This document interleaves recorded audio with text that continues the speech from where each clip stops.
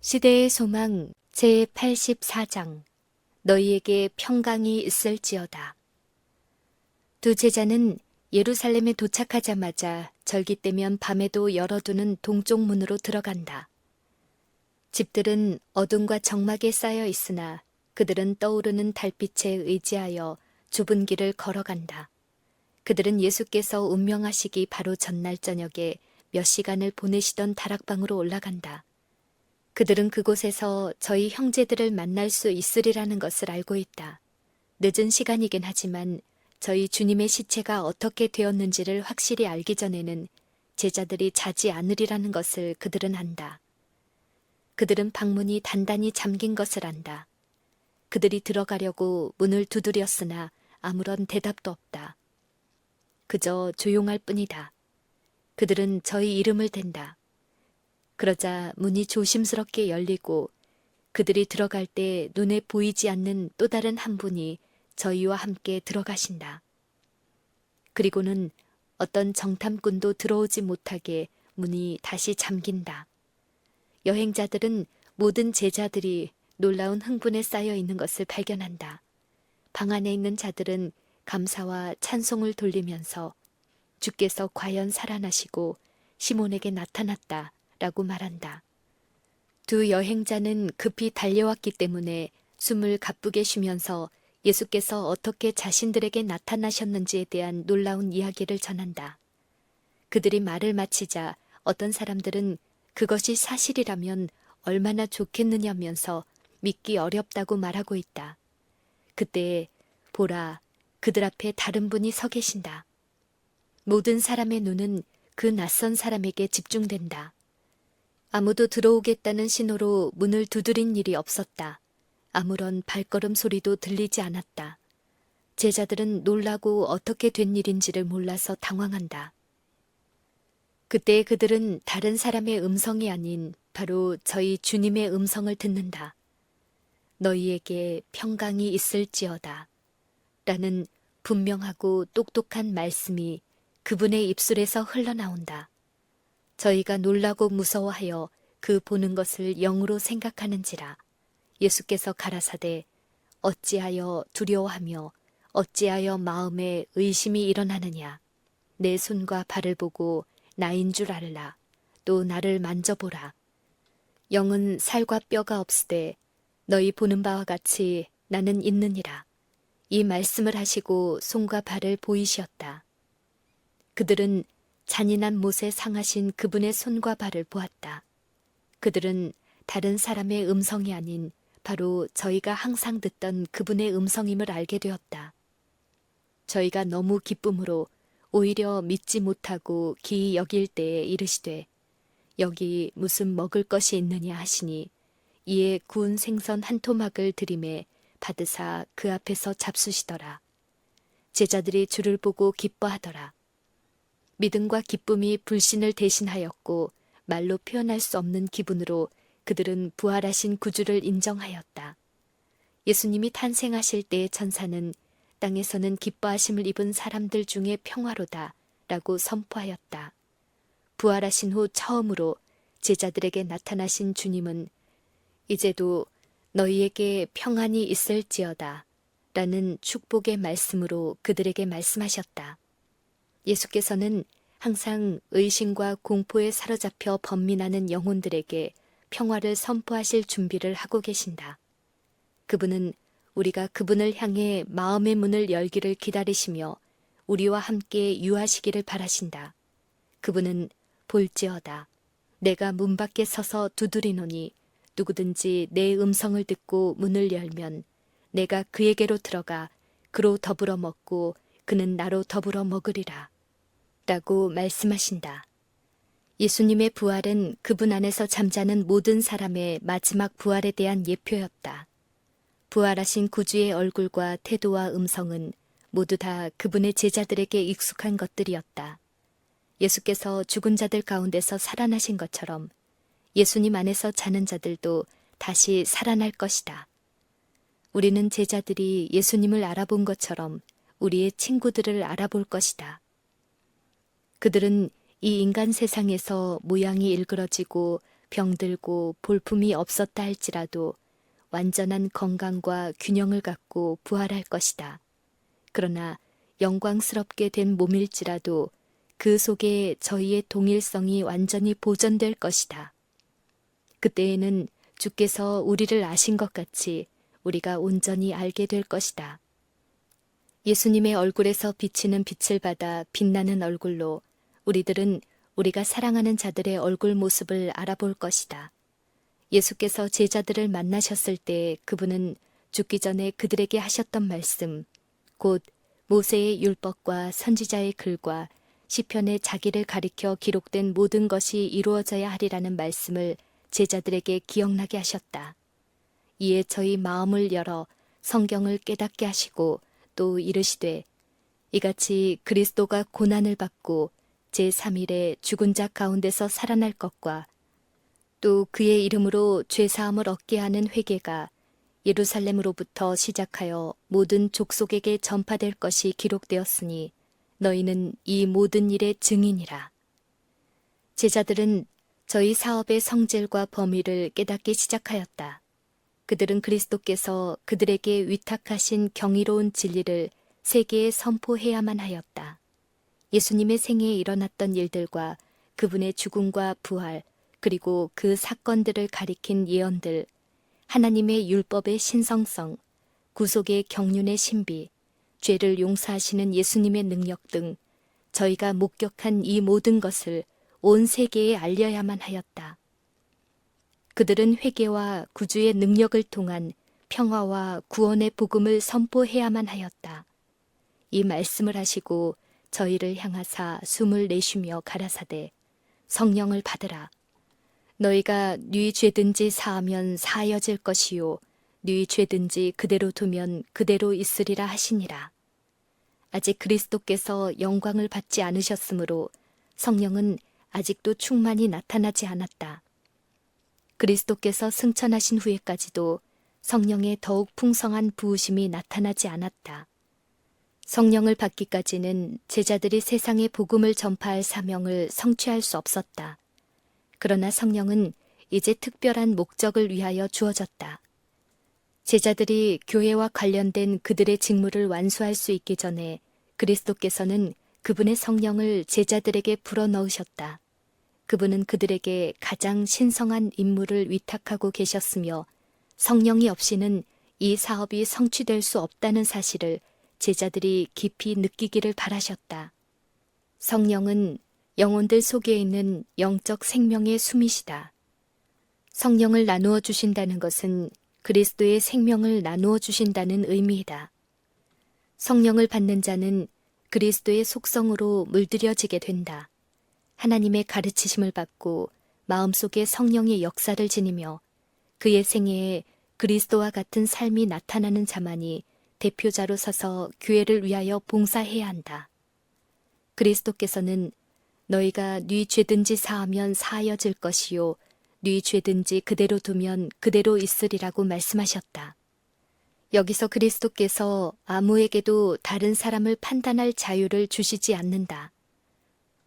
산상설교에서 그분은 그렇게 하는 것을 금하셨다. 그 일은 하나님께 속한 대권이다. 그러나 그분은 조직된 교회에 교인 개개인을 돌볼 책임을 맡기셨다. 교회는 범죄한 자들을 경고하고 교훈해서 할 수 있는 한 회복시킬 의무가 있다. 범사의 오래 참음과 가르침으로 경책하며 경계하며 권하라 라고 주께서 말씀하신다. 잘못을 성실하게 다루라. 위험에 빠진 영혼들을 경고하라. 그들 스스로가 속임을 당하도록 버려두지 말라. 죄를 그 바른 이름대로 부르라. 거짓말과 안식일을 범하는 일과 도둑질과 우상숭배와 다른 모든 죄에 대하여 하나님께서 말씀하신 바를 선언하라. 이런 일을 하는 자들은 하나님의 나라를 유업으로 받지 못할 것이요. 만일 저희가 그냥 죄를 고집하면 그대가 하나님의 말씀으로 선언한 판결이 하늘에서도 그들에게 선고된다.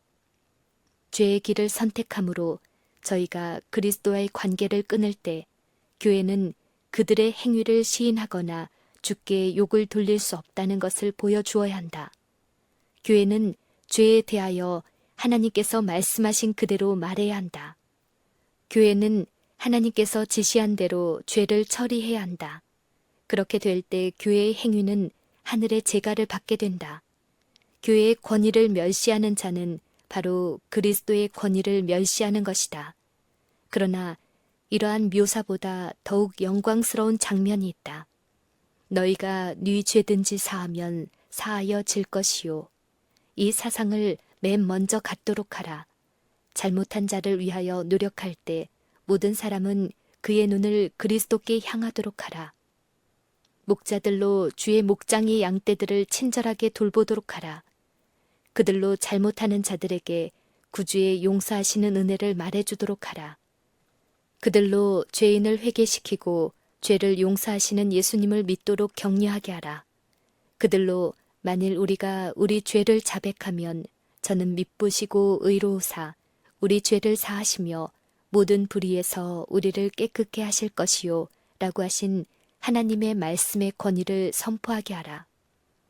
회개하는 모든 자들에게는 다시 우리를 긍휼히 여기셔서 우리의 죄악을 발로 밟으시고 우리의 모든 죄를 깊은 바다에 던지시리라 라는 보증이 있다. 교회는 죄인의 회개를 감사에 넘치는 마음으로 받아들이도록 하라. 회개한 사람을 불신의 어둠에서 인도해내서 믿음과 의의 빛 가운데로 들어가게 하라. 그의 떨리는 손이 예수님의 사랑의 손을 붙잡도록 하라. 이와 같은 용서는 하늘의 인정을 받는다. 이런 의미에서만 교회는 죄인을 용서할 권세를 가진다. 죄의 용서는 그리스도의 공로를 통해서만 얻을 수 있다. 어떤 개인이나 단체에도 영혼들을 죄로부터 자유롭게 할 권세가 주어지지 않았다. 그리스도께서 제자들을 명하여 모든 민족 중에서 당신의 이름으로 죄사함을 전파하도록 하셨으나 제자들 자신은 한 점의 죄도 사할 수 있는 권세를 받지 못했다. 예수님의 이름만이 천하 인간의 구원을 얻을 만한 이름이다. 예수께서 다락방에서 처음으로 제자들을 만나셨을 때 도마는 그들과 함께 있지 않았다. 도마는 다른 제자들의 보고를 듣고 예수께서 부활하신 데에 대한 충분한 증거를 받았으나 그의 마음에는 어둠과 불신이 가득하였다. 도마는 부활하신 구주의 경이로운 출현에 대한 제자들의 말을 들었을 때 더욱더 깊은 절망에 빠져 들어갔다. 만일 예수께서 참으로 죽음에서 살아나셨다면 문자 그대로 세상 나라에 대한 희망은 더 이상 없을 것이다. 그런데 그의 주께서 자기를 제외하고 다른 모든 제자들에게만 나타나신 것을 생각할 때 그는 자존심이 상했다. 도마는 믿지 않기로 결심했다. 한 주일 내내 그의 형제들이 희망과 믿음을 가진 데 반해 그는 모든 것이 어둡게만 보이는 불행에 잠겨 있었다. 그동안 도마는 여러 번 반복해서 내가 그 손의 못자국을 보며 내 손가락을 그 못자국에 넣으며 내 손을 그 옆구리에 넣어보지 않고는 믿지 아니하겠노라 라고 말했다. 그는 그의 형제들이 눈으로 본 것을 인정하려 하지 않았고 그들의 증언을 믿으려 하지 않았다. 그는 주님을 열렬히 사랑했으나 질투와 불신이 그의 정신과 마음을 사로잡도록 놔두었다. 다수의 제자들은 이제 익숙해진 다락방을 저희의 임시 거처로 삼았다. 저녁에 도마를 제외한 모든 제자들이 그곳에 모였다. 어느 날 저녁 도마는 다른 제자들과 만나기로 결심하였다. 자기의 불신에도 불구하고 그는 그 좋은 소식이 참이었으면 하는 가냘픈 희망을 가지고 있었다. 저녁을 먹으면서 제자들은 그리스도께서 그들에게 주신 예언의 증거들을 이야기하고 있었다. 문들이 닫혔는데 예수께서 오사 가운데 서서 가라사대 너희에게 평강이 있을지어다 라고 하셨다. 도마를 보고 예수께서는 손가락을 이리 내밀어 내 손을 보고 네 손을 내밀어 내 옆구리에 넣어보라. 그리하고 믿음 없는 자가 되지 말고 믿는 자가 되라고 말씀하셨다. 이 말씀은 예수께서 도마의 생각과 그가 한 말을 잘 알고 계시다는 것을 보여주었다. 의심하는 제자는 자기 동료 중에 한 주일 동안 예수님을 아무도 보지 못했다는 것을 알았다. 제자들은 도마의 불신을 주께 말씀드릴 수 없었다. 그는 자기 앞에 서 있는 분이 자기의 주님이심을 인정하게 되었다. 그는 더 이상 증거를 바라지 않았다. 마음의 기쁨이 충만한 그는 예수님의 발 앞에 엎드려서 나의 주시며 나의 하나님이시니이다 라고 부르짖었다. 예수께서는 그의 고백을 받으셨으나 그의 불신을 부드럽게 책망하셨다. 너는 나를 본고로 믿느냐? 보지 못하고 믿는 자들은 복되도다. 만일 도마가 형제들의 증거하는 말을 듣고 기꺼이 믿었더라면 그의 신앙은 그리스도께 더욱 큰 기쁨이 되었을 것이다. 만일 지금 이 세상이 도마의 모본을 따른다면 한 사람도 믿어 구원에 이를 수 없을 것이다. 그 이유는 오늘날 그리스도를 받아들이는 사람들은 모두 다 다른 사람의 증언을 통하여 받아들여야 하기 때문이다. 의심하는 많은 사람들이 만일 저희가 도마가 그의 동료들에게 받았던 그 같은 증거를 받는다면 저희는 믿을 것이라고 말하면서 스스로를 변명한다. 그들은 저희가 그 증거뿐만 아니라 그보다 더욱 많은 증거를 받은 사실을 깨닫지 못한다. 도마와 같이 의심의 원인이 모두 제거되기를 기다리는 많은 사람들의 바람은 결코 실현되지 않을 것이다. 그들은 점차적으로 불신에 굳어버리게 된다. 자기 자신으로 하여금 어두운 면을 바라보고 불평과 원망을 하도록 하는 자들은 저희가 무엇을 하고 있는지를 알지 못하고 있다. 그들은 의심의 종자를 뿌리고 있으며 그것으로 인해 완숙된 의심의 수확물을 거두게 될 것이다. 믿음과 확신이 가장 필요한 때에 많은 사람들은 자기 자신이 바라고 믿는 일에 너무나 무력하다는 것을 발견하게 될 것이다. 도마를 다루신 일을 통해서 예수께서는 그분을 따르는 자들에게 한 가지 교훈을 주셨다. 예수님의 모본은 우리가 믿음이 약하고 의심을 많이 하는 자들을 어떻게 다루어야 하는지를 보여준다. 예수께서는 비난으로 도마를 억누르지도 않으시고 그와 시비하지도 않으셨다.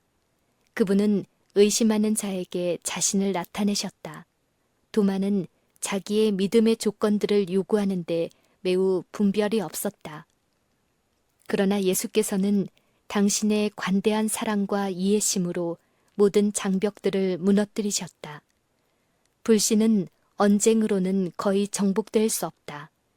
그것은 도리어 자기 자신을 변호하고 새로운 구실과 핑계를 찾는다.